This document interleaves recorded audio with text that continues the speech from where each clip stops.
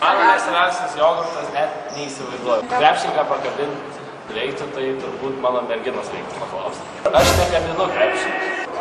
Žalgirio mūšis buvo 1-4-10. Aš gyvenu puikiai. Man gyvenimas yra turbūt krepšinis, nežinau, šeima, nežinau.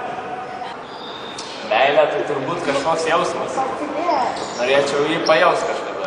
Fainas, gražus, nuostabus. Iš lietuvių išvedė šį senas yra 6.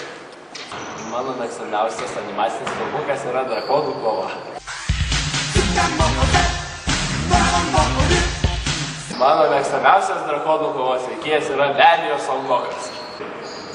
Taip aš tikiu ateiti. Be pasaulio pabaigą manau, kad jinai dar negreitai. Krepšinį žaisti pradėjau nuo 3 klasės vidurio, tai kiek 8 gal metų, 9.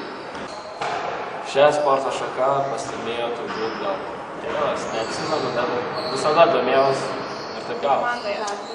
Žalgirio dublerių komandoje jaučiuosi labai puikiai, vien dėl to, kad pavadinimas susijęs su Žalgiriu. Mano santykiai su komandos draugais yra puikus, visi sutarėm, baliavojam kartu, smagu. Be krepšinio mano pomėgiai yra turbūt, nežinau, atsipalaiduoti, nueiti į kiną, pabūt su draugais. Aš tikrai neturiu žalingų įpročių. Aš galvoju, kad labai svarbu mokslai ir einu kiekvieną dieną į mokyklą. Savo aprangai skiriu labai didelį dėmesį, todėl kad reikia visą gražiai atrodyti. Kad nelabai rūbų perku, tėvas nuperka atsiunčia, taip kad pats nelabai. Bet patiškiausias mano padarytas dalykas tikrai neatskleisiu šių.